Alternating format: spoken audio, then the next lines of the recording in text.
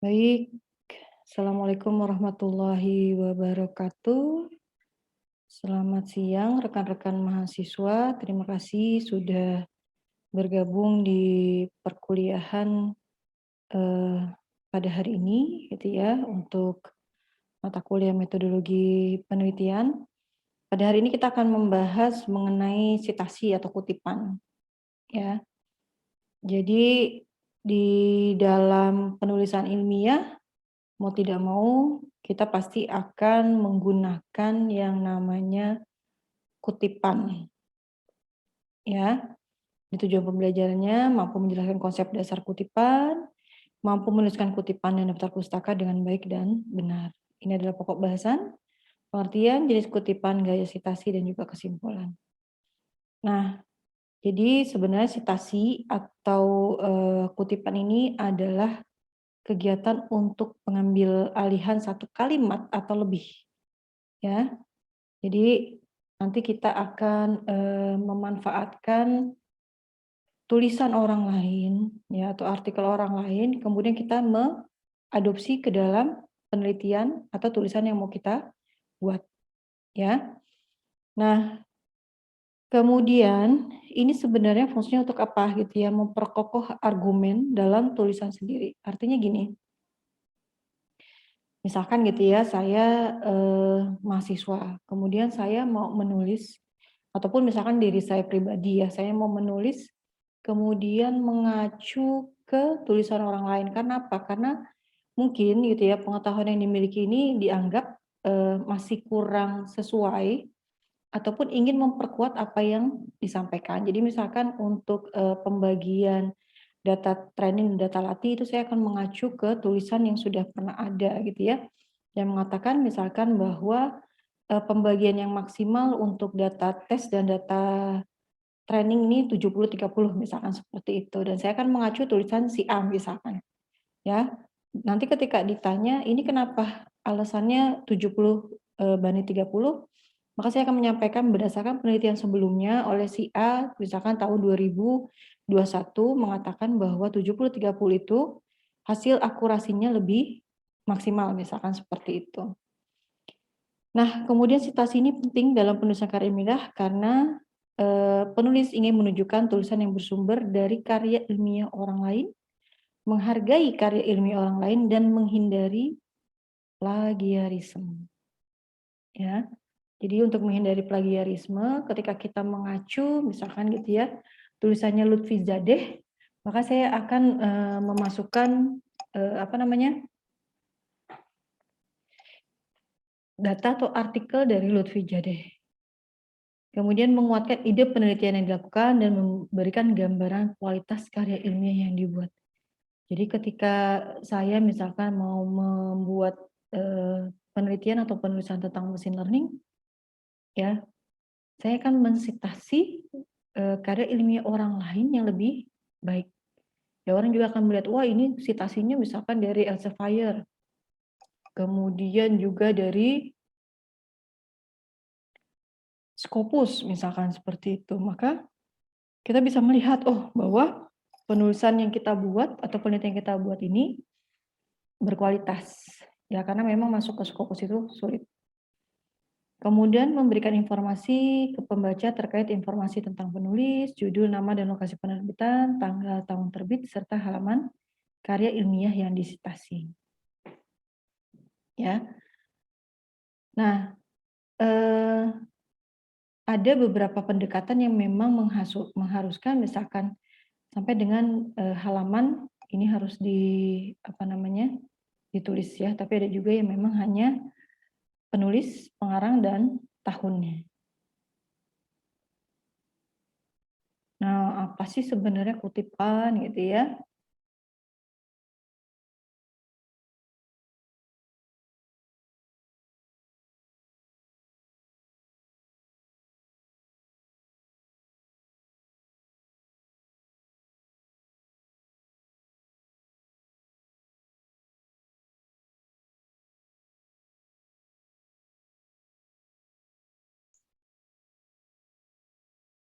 Mohon maaf, suaranya ke mute.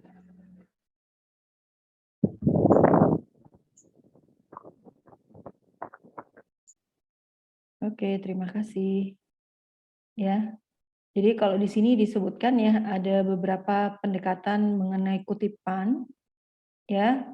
Menurut Library Purdue Global University mengatakan gitu ya, bahwa kutipan berarti memasukkan informasi pilihan tentang buku atau artikel yang Anda baca tentang suatu topik, ya, kemudian digunakan dalam tulisan yang mau kalian tulis. Nah, kutipan ini diperlukan saat mengutip, memparafrase, atau menggunakan ide. Ya, karya seni, foto, video, dan lain-lain ya, atau kata-kata orang lain. Ya, seperti itu. Nah, dulu sempat ada wacana ya, bahwa setiap seni foto yang ada di Google ini akan di-HKI-kan gitu ya, sehingga orang ketika mengambil ini bisa kena undang-undang. Ya, kita bayangkan ya bahwa untuk beberapa yang memang berbayar memang harus dengan seizin si empunya foto gitu ya, tapi kalau sekarang kan kita bisa menggunakan source yang ada di Google ya, tanpa harus kita mengirim surat permohonan dan sebagainya untuk menggunakan karya seninya ya, atau fotonya seperti itu. Nah, jadi kita bisa mengacu, mengutip ya tadi dari buku atau dari artikel-artikel ya. Jadi kemarin mungkin beda universitas, beda aturan juga ya. Mungkin ada yang mengatakan bahwa untuk tulisan ilmiah minimal 10 artikel dan juga 5 buku. Dan 3 tahun terakhir atau 5 tahun terakhir. Sedangkan kalau buku maksimal 10 tahun terakhir misalkan seperti itu. Ya, itu akan berbeda-beda tergantung organisasinya. Nah, kemudian menurut Missouri gitu ya, University of Missouri, citation ini adalah basic information ya yang dibutuhkan untuk mengidentifikasikan ya atau menemukan publikasi tertentu. Ya, baik itu buku, artikel, video ya dan lain-lain. Nah, kutipan ini disediakan dalam bentuk indeks dan katalog cetak maupun elektronik. Sumber kutipan juga dimasukkan dalam makalah penelitian, artikel, dan buku untuk referensi teks yang telah dikutip atau sumber yang telah digunakan sebagai sumber. Ya. Jadi pada prinsipnya sebenarnya gitu ya, citasi ini ya bagaimana kita mengadopsi, mengutip, mengambil sebagai ide tulisan dari orang yang pernah melakukan penulisan. Ya, yang sesuai dengan penelitian yang akan kita angkat. Ini juga ya. Jadi pernyataan dalam teks referensi yang mendukung pekerjaan, bisa bentuknya angka yang berhubungan dengan sumber yang tercantum dalam daftar pustaka. Tapi secara garis besar ya tadi ya, kita mengutip tulisan karya ilmiah yang memang sudah pernah dipublikasikan sebelumnya. Ya. Nah, kalau sekarang kalian lihat ya mungkin peneliti-peneliti yang sudah terkenal itu H-indeksnya tinggi-tinggi gitu ya, karena orang banyak mengadopsi atau mengambil mensitasi gitu ya dari tulisan yang dia sudah publish. Nah, jadi kalau kalian menemukan misalkan di sini ada kutipan, disebut juga sebagai sitiran atau sitasi. Nah, kutipan ini cara atau teknik menggunakan ide atau hasil temuan dari orang lain, tapi yang memang sesuai dengan apa yang akan kita tulis. Jadi misalkan kita mau menulis mengenai ayam bakar misalkan gitu ya, ya berarti kita akan mensitasi tulisan yang termasuk dalam penelitian kita. Atau misalkan kita mau mengambil topik mengenai mesin learning ya, berarti kita cari dia mengenai mesin learning. Ya, kalau kita mau membandingkan misalkan membandingkan mesin learning dengan deep learning, berarti kita cari buku atau artikel yang sejenis. Jadi jangan lagi kita belajar statistik gitu ya. Statistik sih sebenarnya bisa aja ya support untuk algoritmanya atau perhitungannya. Atau belajar bahasa Inggris gitu ya. Nah, kalau nggak mensupport dari penelitian kita ya lebih baik tidak perlu dimasukkan. Nah, ketika kita melakukan teknik sitasi, ternyata ada yang namanya aturan atau gaya. Jadi mensitasi saja ada beberapa pendekatan. Ya, nah balik lagi, kapan kita menggunakan aturan atau gaya tersebut tergantung dari pengolah jurnal atau artikel ilmiah yang akan kita tuju. Ya. Nah, kemudian kutipan dilakukan dengan menggunakan gaya kutipan. Nah, gaya kutipan ini ada beberapa pendekatan. Ya, nanti kita akan lihat. Suatu kutipan adalah rujukan kepada buku, artikel, halaman web, atau produk-produk hasil penerbitan lainnya yang telah dipublikasikan. Ya. Jadi kalau untuk misalkan banyak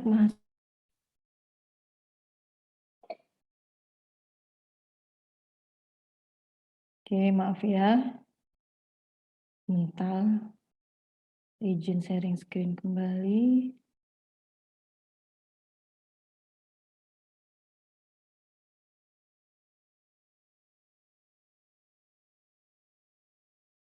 Nah, ya, kutipan ini kita menggunakan gaya kutipan. Ya, gaya kutipan mungkin berbeda-beda gitu ya, tergantung dari ketentuan atau ketetapan organisasi. Nah, kutipan ini adalah rujukan ke buku, artikel, halaman web, atau produk hasil penelitian yang telah dipublikasikan. Jadi kalau misalkan kalau sekarang mungkin kalian bisa ya mengacu ke web, tapi misalkan blog seseorang ataupun misalkan WordPress seseorang, tapi memang dia seorang peneliti yang kita tahu. Ya, kita bisa lihat kapan ya kita bisa boleh mengacu, karena nggak semuanya bisa kita ambil ya. Kalau misalkan Yuni gitu ya, bikin ide. Nah, belum tentu kita lihat lagi nanti Yuni ini capable nggak ya, misalkan di bidang machine learning atau di bidang temu kembali informasi. Dilihat dari scholarship gitu ya. Wah, dia Google Scholar-nya berapa ya gitu kan. Nah, kalau untuk orang-orang tertentu misalnya kayak Lutfi Jadeh dia punya blog sendiri, kemudian kita mengacu dengan tulisannya mungkin bisa dipertanggungjawabkan gitu ya, karena dia memang ahli di bidangnya gitu ya, di bidang fuzzy logic, misalkan seperti itu. Tapi kalau untuk jadi kita nggak bisa asal mengacu aja halaman web gitu ya, WordPress-nya siapa gitu ya, seperti itu. Jadi memang harus ditelusuri dulu apakah memang bisa dipertanggungjawabkan atau tidak. Ya, mengutip ini kita bisa apa? Mengambil kata, mengambil ide, gambar, dan sebagainya. Artinya apa? Kalau kalian pusing, aduh saya mau bikin penelitian judulnya apa ya gitu ya. Kemudian kalian baca penelitian orang lain. Dari penelitian orang lain tersebut akan tergambar. Oh, judulnya ini ya. Ya udah deh, dengan judul yang sama, tapi topik atau objeknya dibuat berbeda. Nah, itu kan berarti idenya ya. Ada ide, ada kata yang dibuat, tapi ada beberapa yang dibuat berbeda. Kan kemarin kita belajar ya, bahwa objek, misalkan objeknya sama, berarti metodenya harus dibuat berbeda. Ya, atau metodenya sama, objeknya yang berbeda. Ya, tapi minimal kebayang, oh penelitian si A membahasnya tentang ini. Nanti saya mau bikin penelitian juga seperti itu, tapi nanti tinggal cari objek yang disesuaikan. Nah, itu sudah bisa tuh, ada ide, pakai metode sama, hanya tinggal objeknya yang dibuat berbeda. Ya.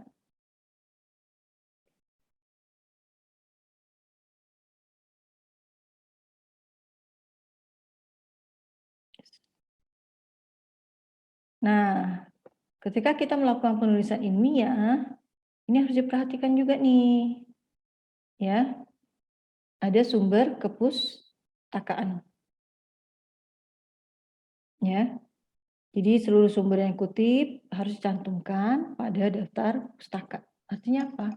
Kayak misalkan kalian melakukan proses penelitian, kemudian ada beberapa teman ataupun orang-orang yang berjasa yang mendukung dari keberhasilan penelitian kalian. Biasanya kalian akan tulis ya, terima kasih kepada kedua orang tua, terima kasih kepada kakak, adik, ya dosen pembimbing misalkan gitu ya, teman-teman. Nah, itu kalian akan mengutip.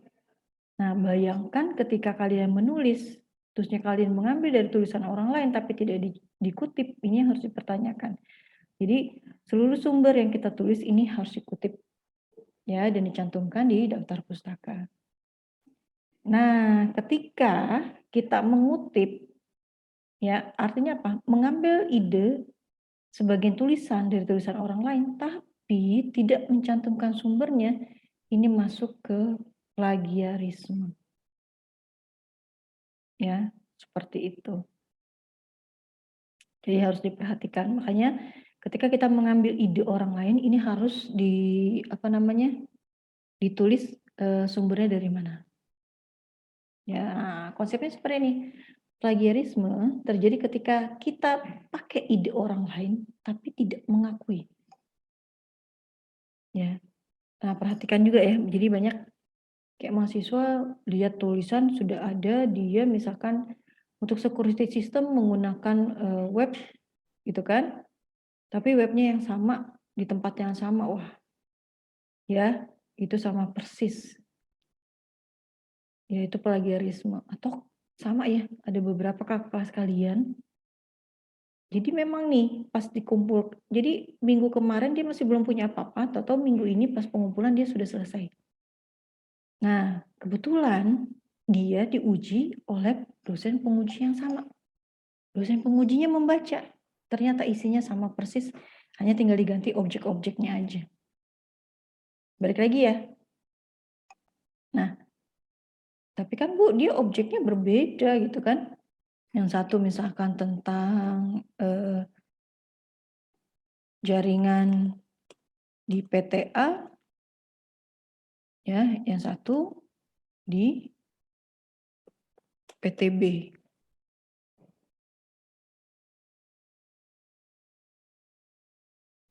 Nah, kan beda objeknya Bu, PTA dan PTB. Nah, kemudian dia menggunakan ya, kok hilang. Ya, dia menggunakan metode yang sama. Ya.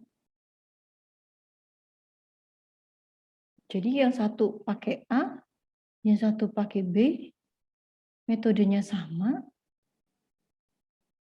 isinya sama, cuma diganti A dan B. Kan beda Bu, gitu kan.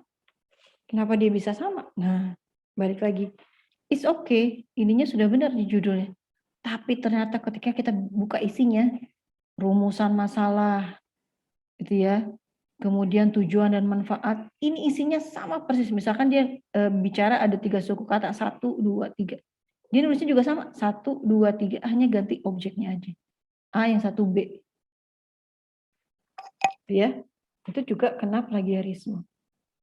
Nah, karena apa? Ketika diuji, apabila pengujinya juga sama, dia kan bisa membaca. Kita juga nggak tahu kan penguji yang mana yang pakai punya orang lain, yang mana memang dia mempertahankan punya dia sendiri.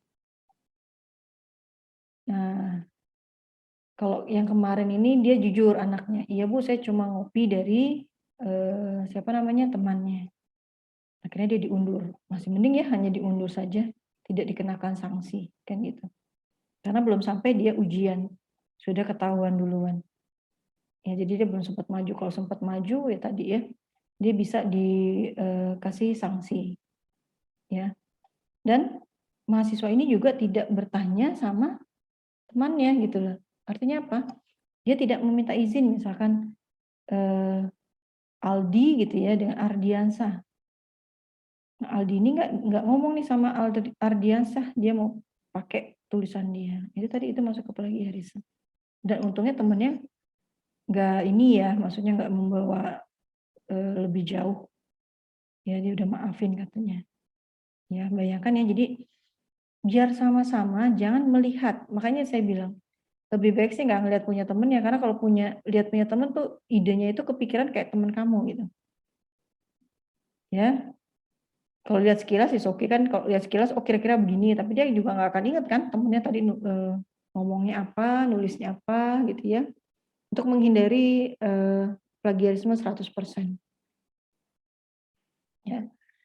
Nah ini tadi ya kasusnya nih, karena melakukan plagiarisme ini bisa dikeluarkan ya. Malah ada mahasiswanya yang plagiarisme, kemudian dosennya kena gitu ya, dosennya udah profesor jadi diturunkan.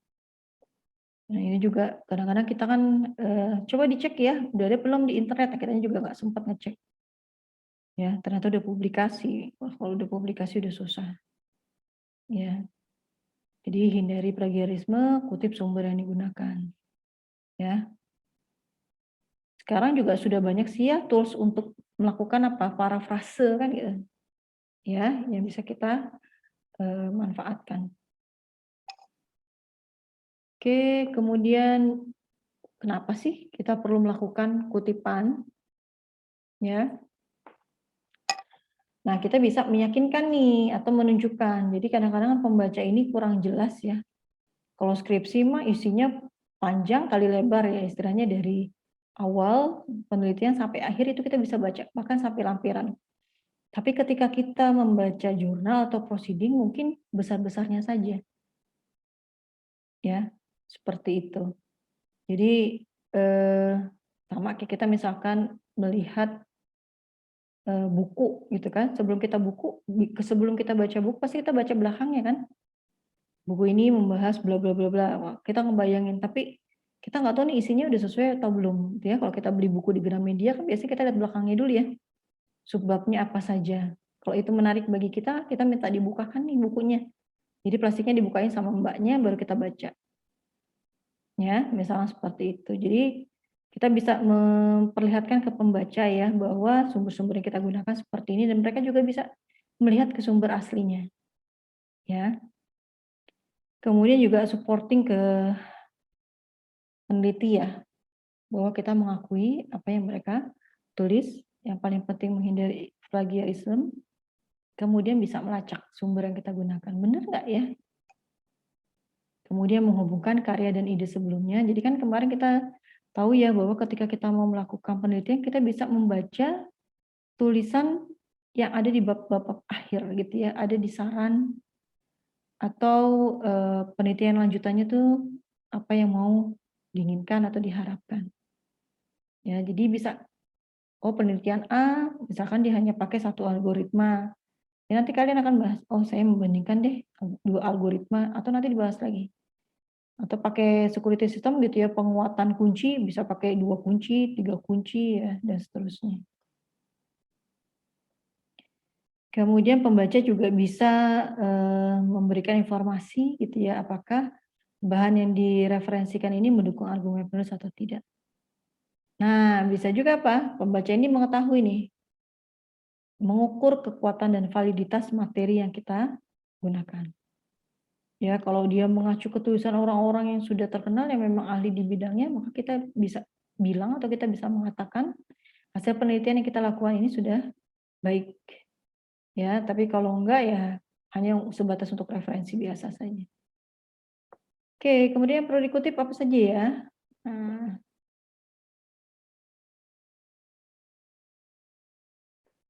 fakta, angka, ide, gambar, rumus, atau informasi. Ya, bukan pengetahuan umum. Gagasan, kata-kata, teori, atau bahasa yang tepat digunakan oleh orang lain. Nah, kemudian publikasi ya, bisa pakai buku, bab buku, artikel, halaman, web, tesis, dan lain-lain. Nah, atau kata-kata persis orang lain. Ya, seperti itu. Jadi banyak hal ya yang bisa disesuaikan dengan kebutuhan riset kita itu sendiri. Ya. Nah, nih jenis kutipan atau penyitiran. Ya, jadi kita bisa mengutip secara langsung dari tulisan yang sudah ada. Ya, sama persis dengan yang ditulis oleh peneliti sebelumnya. Ya. Nah, kutipan langsung ini mengutip sumber bacaan secara langsung sama persis. Tidak menambah atau tidak mengurangi. Ya, ini kutipan langsung. Jika kata, kalimat, atau paragraf tidak dicetak miring atau dicetak tebal, pengutip juga tidak boleh mencetak miring atau cetak tebal ketika mengutip. Jadi memang istilahnya apa ya? Konsisten gitu ya, sesuai dengan apa yang sudah dituliskan oleh si penulis. Ya. Jadi kalau misalkan ibunya bilang ke anaknya, jangan pulang lewat dari waktu yang ditentukan. Ya, nanti dia menyampaikan lagi ke temannya, ibu saya bilang jangan pulang lewat dari waktu yang telah ditentukan, gitu kan? Seperti itu. Jadi sama persis, ya. Itu disebut sebagai kutipan langsung. Nah, cara melakukan kutipan langsung, ya. Jika kutipan 4 baris atau kurang, ya tapi pendek, nah dikutip apa adanya. Atau diintegrasikan ke dalam teks paparan penulis, jarak baris kutipan 2 spasi, dibubuhi tanda kutip, sertakan sumber kutipan di awal atau di akhir kutipan, yakni nama penulis, tahun terbit, dan halaman sumber. Nah, kalau pakai bahasa lain apa ditulisnya? Kita gunakan cetak miring. Ya, seperti itu. Ya, jadi mau pakai bahasa asing atau daerah, kita buat dalam bentuk italik. Ya.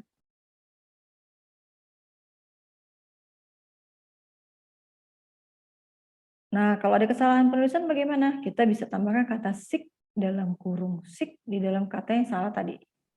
Ya, jadi dalam kurung seperti ini. Nah, jika ada bagian kalimat yang dihilangkan, ya, baik itu di awal atau di tengah, maka dikasih tanda titik sebanyak 3 buah. Jadi kita hanya merujuk misalkan di tengah-tengahnya aja. Ya, atau kalau di akhir kalimat kita ganti dengan 4 titik. Ya. Jadi misalnya kita hanya mau mengambil tulisan yang di depan gitu ya, tapi kalau dikutip semua kebanyakan, akhirnya kita kasih aja ya kalau di depan ini kita tulisnya seperti ini ya, tapi kalau di belakang kita kasih tanda 4 titik ya.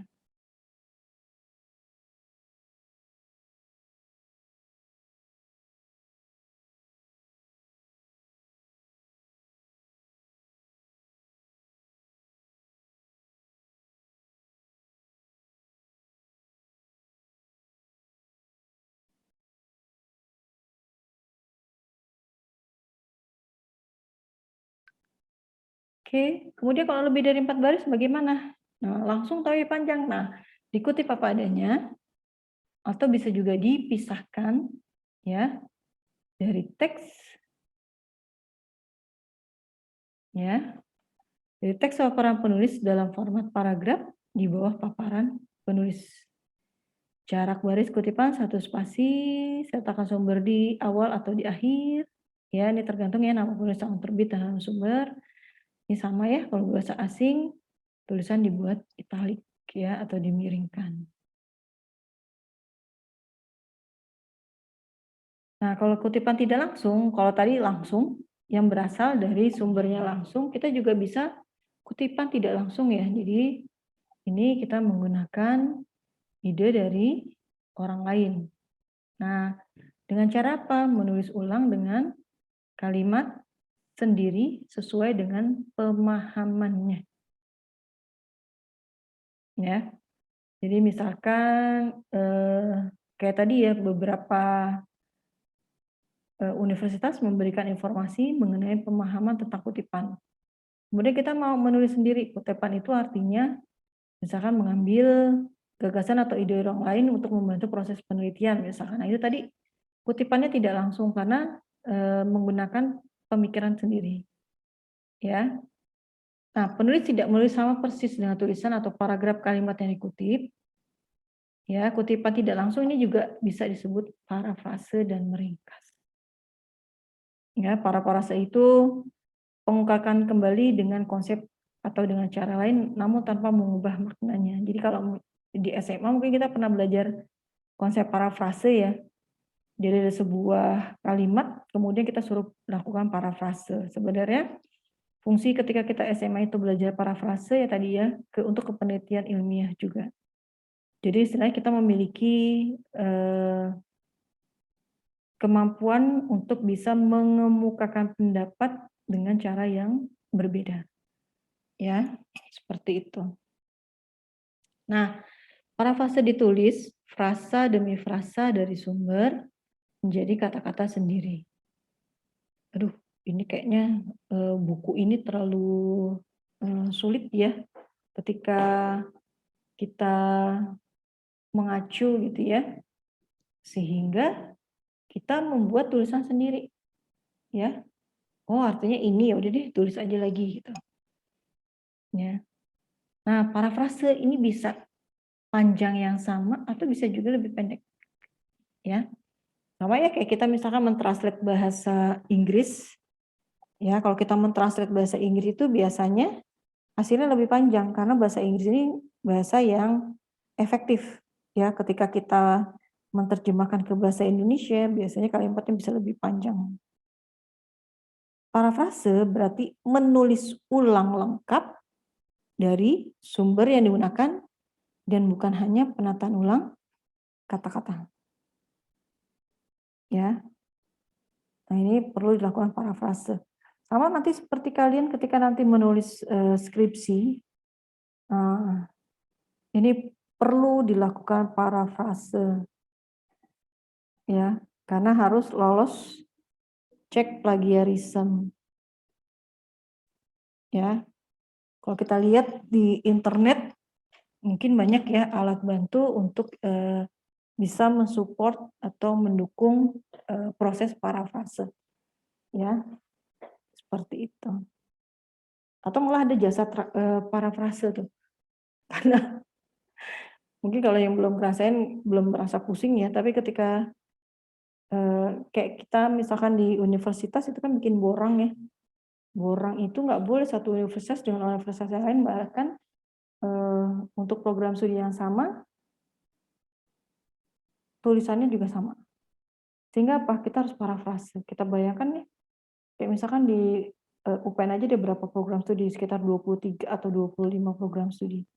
Dan tidak boleh sama. Ya.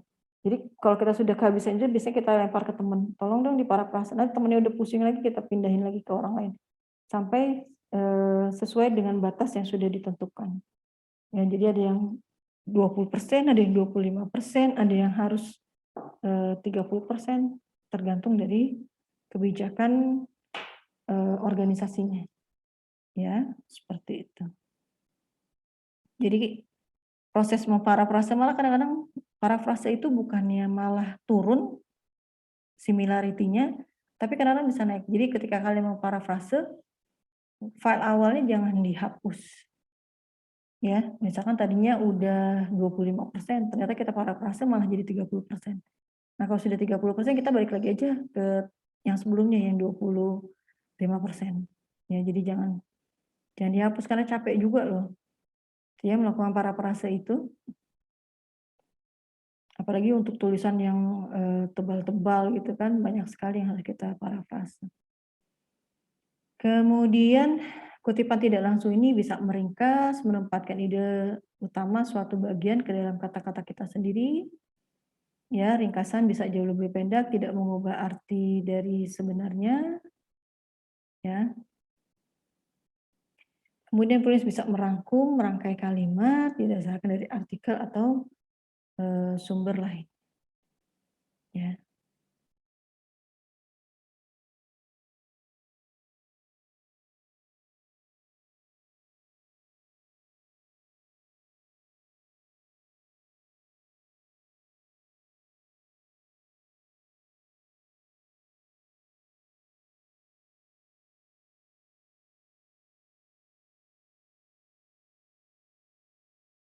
Oke. Kemudian ciri-ciri kutipan tidak langsung ya, ada perubahan kalimat. Ya, karena sudah diparafrase sehingga ada perubahan kalimat. Tapi idenya tidak ada perubahan. Ya, karena idenya tetap sama, hanya kalimatnya kita parafrase. Ya, disampaikan sesuai pemahaman penulis terhadap teori yang dikutip. Ya, balik lagi ya. Untuk pemahaman ide satu orang dengan orang yang lain, mungkin memiliki pendekatan yang berbeda-beda. Ya, jadi garis besarnya ide atau pendapat orang yang dikutip ini tetap sama, hanya dilakukan proses perubahan kalimat. Ya, disesuaikan dengan si penulis itu sendiri. Ya, jadi pemahaman antara satu penulis dengan penulis yang lain mungkin bisa berbeda untuk satu ide pikiran ya dari pendapat orang yang dikutip. Nah, ini ada beberapa gaya sitasi. Ya, kita bisa menggunakan apa styles, ini juga sering atau banyak digunakan. Ya, ada MLA, Modern Language Association, American Medical Association, NLM, CMOS, SCM. Nah, ini juga banyak ya. IEEE ini biasanya untuk Scopus, ya, terindeks Scopus, atau Harvard Style yang juga banyak digunakan. Ya, ini, ya. Jadi ini tergantung ya, tergantung dari si pengelola jurnal ya atau artikel. Penulisan daftar pustaka dan sitasi. Nah, dalam menuliskan bibliografi atau daftar pustaka, kita harus menyantumkan beberapa elemen identitas dari sumber. Ya. Nah, kalau elemen dari sumber, ini elemen kutipan yang harus ada, ya. Penulis atau pengarang, tanggal, tahun publikasi, judul penerbit, dan tempat penerbitan. Ya, seperti itu. Ya, biasanya Willy itu kan terkenal ya. Nama pengarangnya Simarmata, misalkan gitu ya. Lutfi tanggal tahunnya juga harus dimasukkan. Judulnya apa? Nah, penerbit ini banyak ya. Kalau di sini mungkin penerbitnya Gramedia gitu ya. Tempat penerbitan Jakarta dan sebagainya, ini harus kita lakukan proses sitasi. Nah, kalau dari artikel jurnal biasanya apa? Nah, penulis, judul artikel, judul jurnalnya ini harus kita masukkan. Ya, kayak misalkan kita di FIK, kita punya jurnal informatika, jurnal informatik, itu judulnya. Nah, judul jurnalnya tetap sama, hanya volumenya dan nomor edisinya yang berbeda. Volume misalkan 1 tahun 2002, ya. Ada halaman, ada tanggal. Ya, ini kalau mensitasi artikel yang berasal dari jurnal, ya. Seperti itu. Oke, kemudian dalam melakukan sitasi, ya, ini secara umum terdapat 2 bagian. Nah, tapi kalau untuk format, ini juga tergantung lagi nih. Tergantung gaya sitasi yang digunakan. Ya, jadi bagian pertama saat melakukan kutipan dalam teks. Ya, format dan kutipan ini tergantung gaya sitasi. Ya, jadi bisa pakai gaya Harvard atau IEEE. Kalau pakai Harvard, nama belakang penulis dan tahun publikasi. Ya, kalau orang Indonesia kan nggak punya nama belakang ya. Jadi biasanya Juni 2022, misalkan kayak gitu.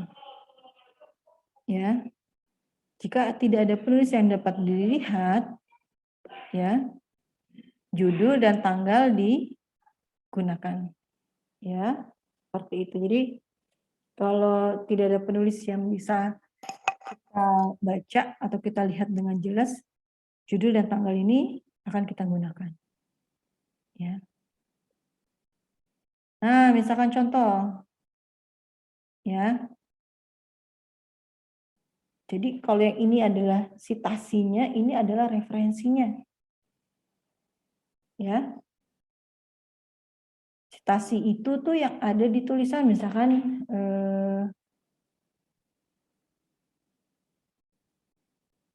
ya, di bab 1. Nah, dia kan menulis Neville 2010. Nanti di daftar pustaka, misalkan itu ya, dia kan menulis seperti ini. Neville dan kurung 2010. Ya, jadi ketika kita membuat kutipan, ya, jadi ada dua pendekatan ya. Citasi di tulisan sama citasi yang ada di daftar pustaka. Ya. Kayak Harvard adalah Trionoge dan Mahdiana. Ya, yang di bawah ini ada di daftar pustaka. Nah, kalau kita pakai IEEE, ini lebih sederhana. Artinya apa? Nah, kita hanya cukup perlu ini aja nih. Ya, ini ada di misalkan di bab 1 atau ada di bab 2 yang kayak begini aja nih. Nanti di daftar pustaka dia seperti ini. Jadi berdasarkan urutan kemunculan. Ya.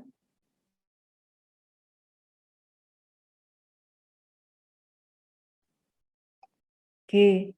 Ya, nanti kita bisa lihat ya. Jadi ini ada gaya citasi seperti ini untuk IEEE. Jadi nggak usah pusing-pusing lagi, Juni 2010, Juni 2020, misalkan gitu ya. Dia hanya begini aja. Nah, 1. Jadi kalau orang melihat 1 itu apa sih ya? Kita harus lihat ke daftar pustaka. Oh, nomor 1 itu ternyata Juni ya gitu. Nah, kalau kayak gini dia juga akan melihat berdasarkan urutan kemunculan. Ini ada di bab 1, 1. Di bab 1 yang kedua, nomor 2 misalkan gitu ya.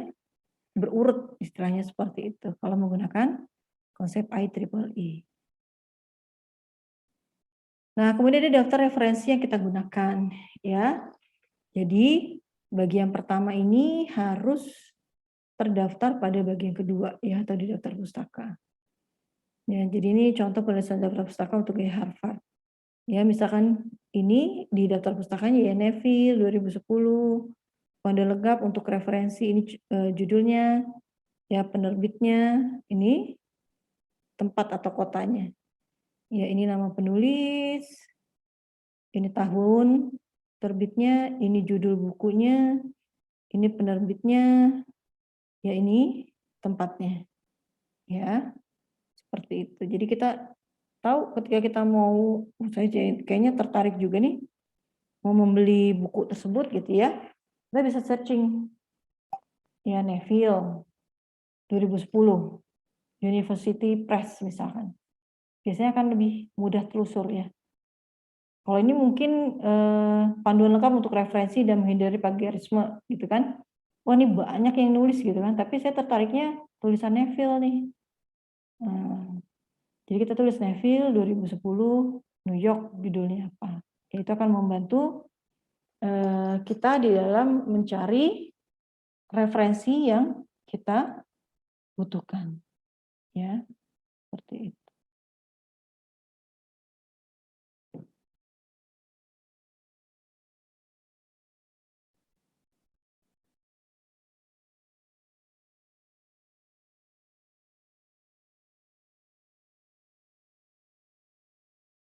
Oke. Nah, ini tulisan Harvard Style. Daftar pustaka diurut berdasarkan nama belakang secara alfabetis. Ya, jadi dari A, B, dan seterusnya. Ya. Atau judul apabila tidak ada penulis. Anonim gitu ya, ada buku tapi nggak ada yang nulis, wah keren juga nih. Kemudian pada depan penulis ditulis sebagai inisial. Ya, kalau di kita kan nggak ada ya, misalkan Yuni Widyastiwi. Ya, kalau pakai IEEE. Ya, jadi kalau nyari IEEE itu bukan Yuni, tapi nama belakang saya gitu ya. Apabila ada penulis sama dengan daftar pustaka ditulis berurutan dari tahun yang paling lama. Ya, jadi misalkan saya bikin tulisan A, rilis pertama 2010, cetakan pertama gitu ya. Ternyata habis, cetak lagi di 2022 ya, dia akan ditulis urut. Ya bisa ditambahkan A, B, C setelah tahun dan juga ada juga contoh ya, contoh dalam bentuk tabel. Nah, misalkan seperti ini. Ya, jadi ini ada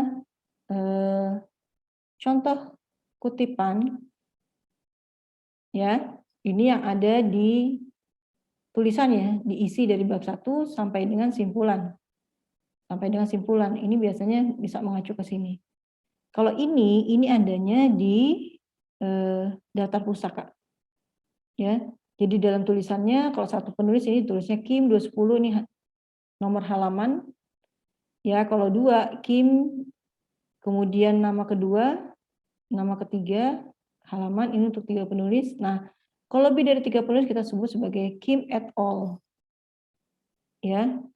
Kalau 3 masih disebutkan di sini ya. Kalau banyak ini kita masukkan Kim et al. Berarti mau Kim ada 5 atau 10 orang, kita hanya mengacu ke nomor 1 saja. Ya, seperti itu. Ya, ini untuk tata cara penulisan di daftar pustakanya. Nah, ini juga ada ya. Kalau dari surat kabar bagaimana cara penulisannya? Ya. Nah, kalau surat kabar online kita bisa tulis seperti ini. Hakim 2016, penulis, tahun, bulan, tanggal, judul artikel, nama surat kabar, diakses dari URL-nya. Ya. Kalau ada silakan dimasukkan, kalau enggak ya kita masukkan Kompas online ya. Kita masukkan sumbernya. Ya, kalau dari buku seperti ini, penulis, tahun, judul buku, edisi, tempat terbit, penerbit, ya, bisa ditulis seperti ini. Nah, buku tanpa pengarang, ya, judul buku, tahun, tempat penerbit, ya, ini untuk yang di daftar pustaka.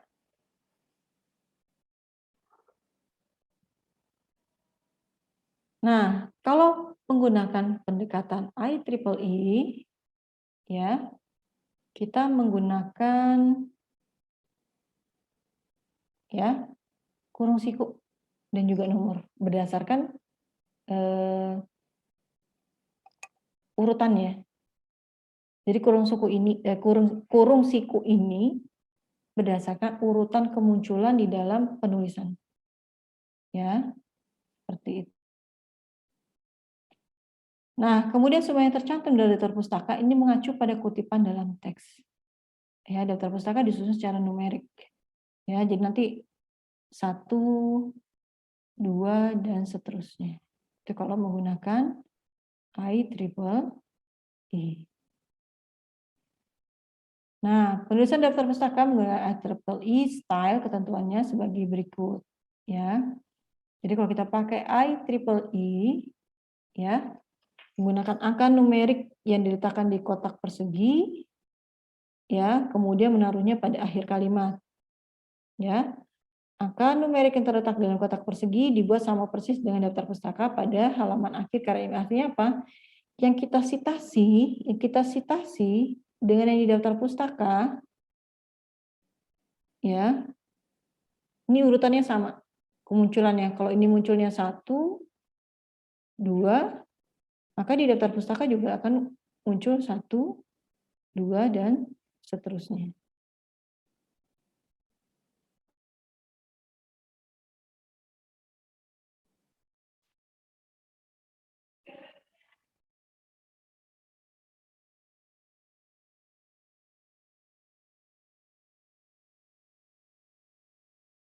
Oke.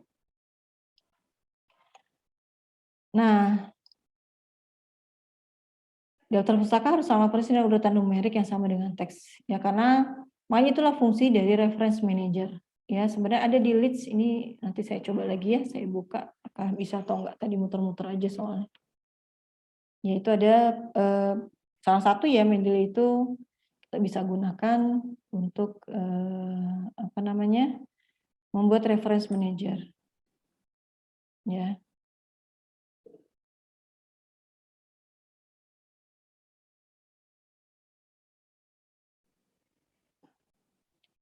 Kemudian huruf pertama ditulis dalam bentuk inisial dan nama belakang ditulis lengkap. Ya, huruf pertama pada kata pertama artikel atau judul bab ditulis kapital.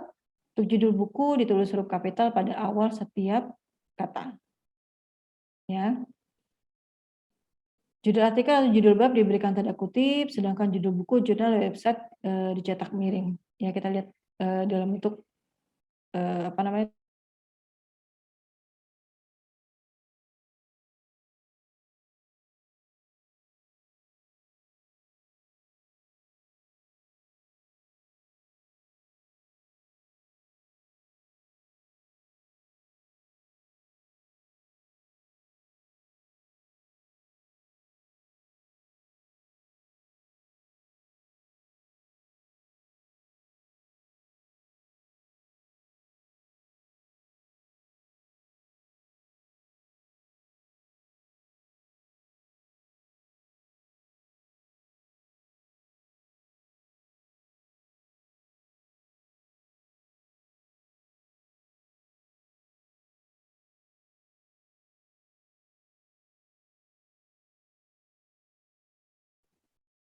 Oke, jadi kalau dilihat di sini, ya, misalkan dari jurnal online gitu ya, ini adalah yang ada di batang tubuh daripada tulisan dari bab 1 sampai dengan simpulan, ya menurut satu, ya sederhana ya kalau menggunakan IEEE.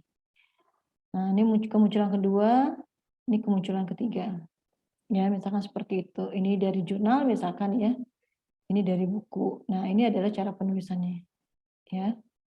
Nomor 1 pengarang S, judul artikel, judul jurnal, volumenya berapa, nomornya berapa, halaman, bulan, dan tahun terbit. Ya. Nah, kalau kalian lihat ini jelimet ya. Ya, ini jelimet sekali nih. Nah, kalau kita pakai reference manager hanya tinggal kita tarik aja, dia otomatis. Ya. Nggak perlu capek-capek lagi mikirin, urutannya gimana ya gitu ya. Itulah fungsi dari reference manager. Nah, reference manager juga nanti kalau kalian pakai untuk beberapa penelitian juga bisa support. Ya, ini kalau kalian lihat ya, menghafalnya A. Ardiansyah dan G. Triyono, modelan BIT volume 14 nomor 1 PP, ini halaman keberapa gitu ya. Ini juga sama. Nah, ini harus kalian hafal dan ingat gitu kan. Nah, atau bisa juga dari sumber proceeding. Nah, ya. Misalkan dari sumber proceeding, ini misalkan kemunculan keempat, kelima, keenam. Ini juga urut ya, 4, 5, 6. Ya, dari website ini tulisannya beda ya. Jadi nama penulis, ya ini judulnya, ini ketika kalian aksesnya, ya ini URL-nya. Ya, seperti itu. Kemudian ini juga sama ya, artikel online, admin, academic writing, karena kita nggak tahu ya yang nulisnya siapa. Kemudian University of Ottawa, tersedianya kapan, aksesnya bagaimana. Nah, ini disebut sebagai reference manager. Yang tadi saya suruh kalian lihat video dari penggunaan Mendeley gitu ya, tapi ternyata katanya nggak bisa diakses. Ya, reference manager ini ada di pertemuan 6 gitu kan. Ya. Reference manager adalah tool yang digunakan untuk citasi dan mengatur atau mengelola referensi. Ya, ini software yang membantu mengelola dokumen referensinya dalam bentuk digital. Ya, salah satu kita bisa pakai Mendeley, Zotero, EndNote, ReferenceWorks, sama SiteYouLike. Ya.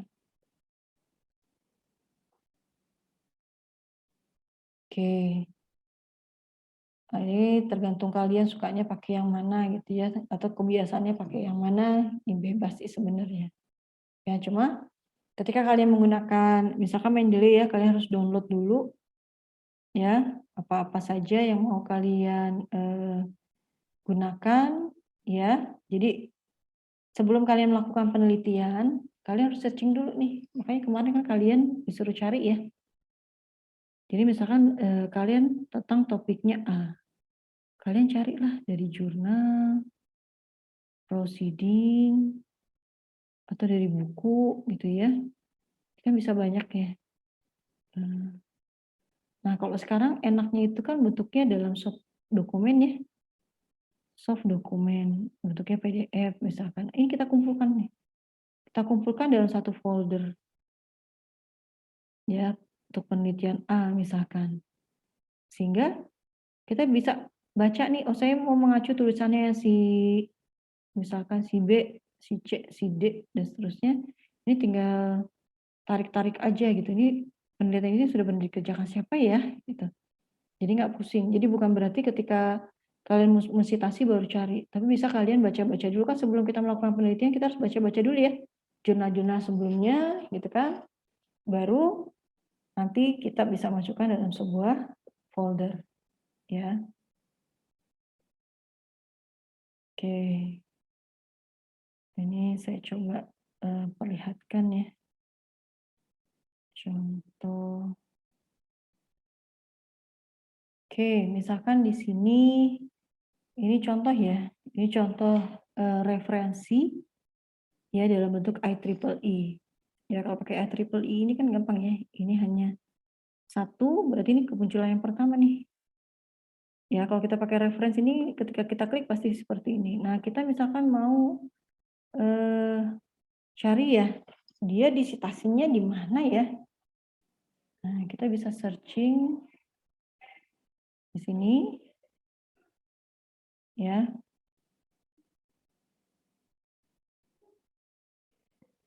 Oke kok, atau kita cari dua aja deh. Nah, ya ini di batang tubuhnya. Nah, munculnya seperti ini. Dua, ya. Jadi dia ada di isi tulisan dan juga ada di daftar referensi. Ya. Jadi kalau kalian ketemu buka kurung dan tutup kurung gitu ya, ini berarti dia mengacu ke tulisan atau penelitian orang lain. Ya, seperti itu. Atau kita mau cari lagi misalkan 3. Ya.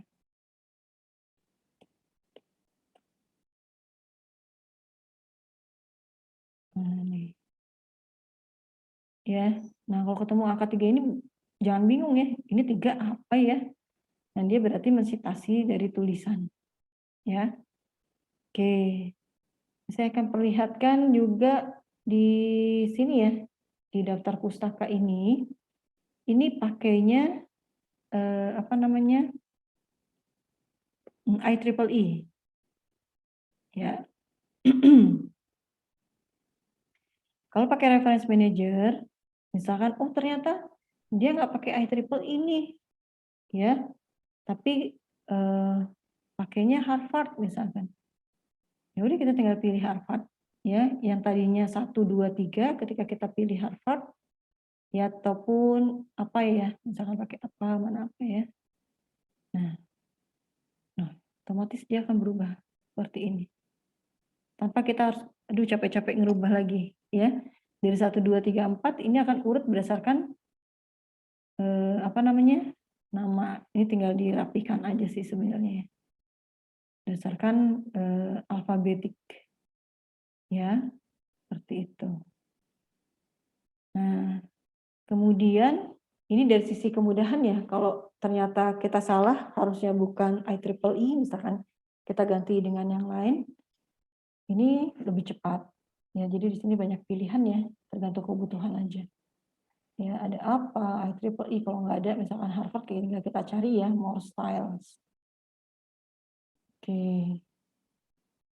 Kemudian,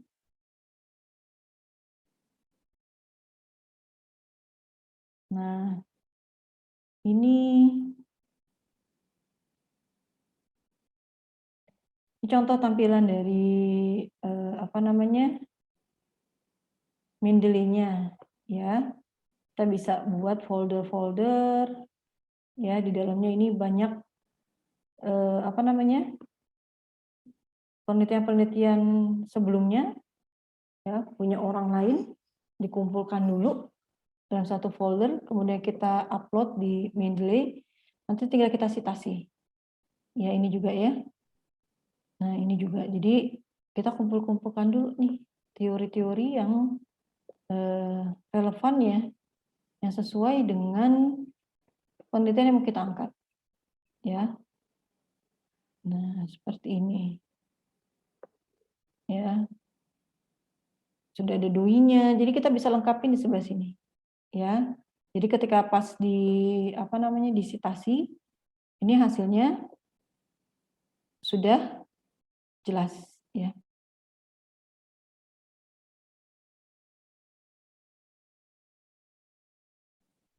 Oke ya, itu keuntungan kita menggunakan, reference manager ya, di dalam melakukan penelitian, ya, seperti itu. Nah, ini penjelasannya, ada 2 kutipan, kita bisa mengutip secara langsung maupun tidak langsung. Kalau langsung ini semua idenya kita tulis sama persis, kalau tidak langsung kita melakukan parafrase. Bisa lebih panjang ataupun bisa lebih, sedikit, ya. Banyak katanya di dalam, melakukan pengutipan secara tidak langsung.